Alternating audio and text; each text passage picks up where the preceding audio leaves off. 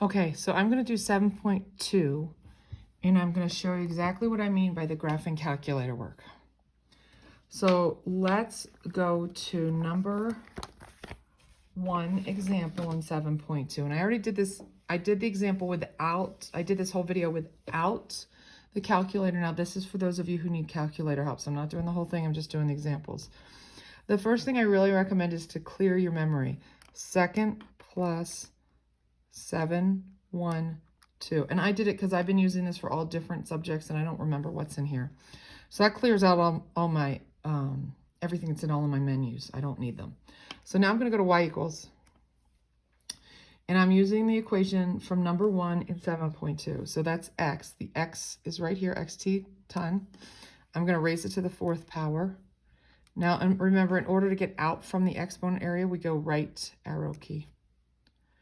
Minus x to the 3rd, right arrow to get down, minus 4x squared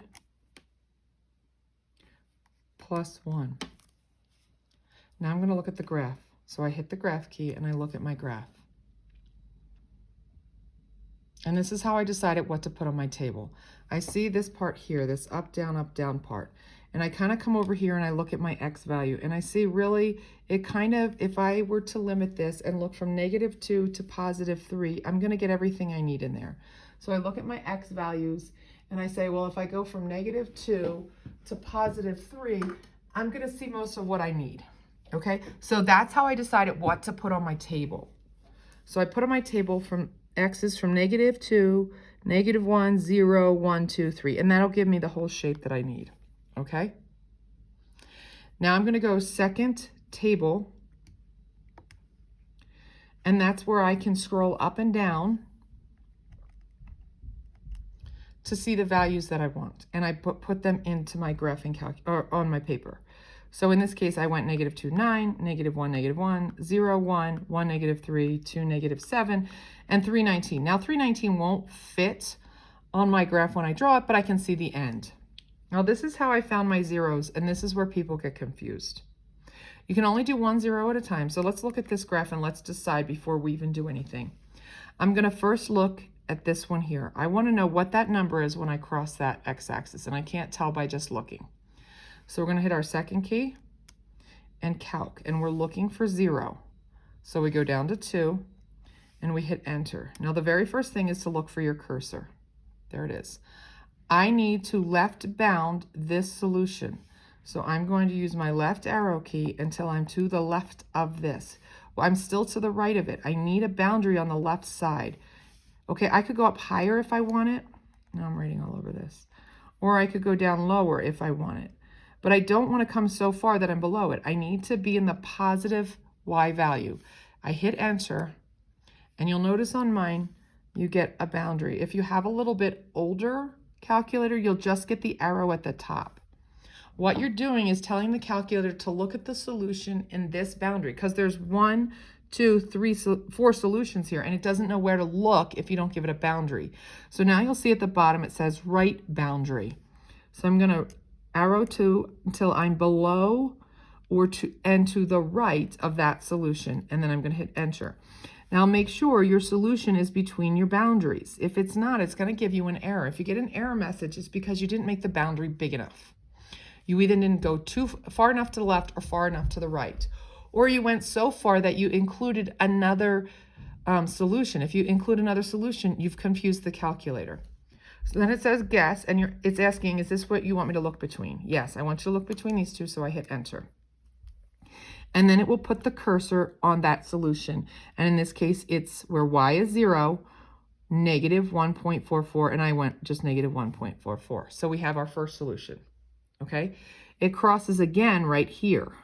So I got to do this a second time. Second, calc, 0.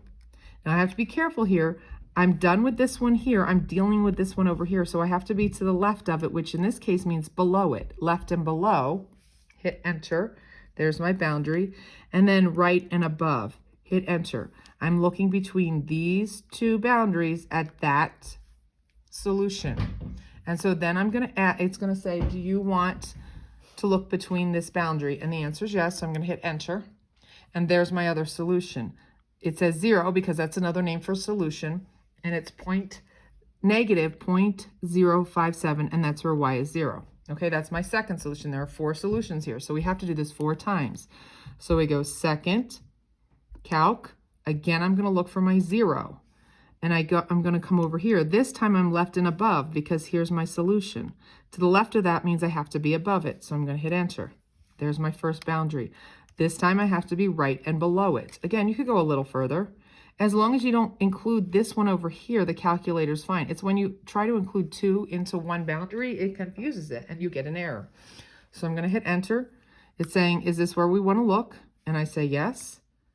And so this one, the solution is 0.49. I rounded the 5 up. Okay, and again, y should equal 0. You've done it correctly if it says 0 and your y is 0, and then this is your solution. Let's do the final one. Second calc, again, 0. Now this time I got to come all the way over here, and I'm going to be to the left and down of that one. Okay, there's my 0 right here. Now this means 11 zeros, 1, because this is scientific notation. This means -1 times 10 to the -12th. It is so small, we consider that as 0. So this is as close as it can come for us. And so I got 2.52. Okay, so this doesn't necessarily say 0, but it's as close to 0 as it can get at this point. All right, so that's how you use the graphing calculator. If you're having trouble, I would go back and slow this down and do one step at a time. It's the boundaries that most people have trouble with. So you need to just keep practicing it.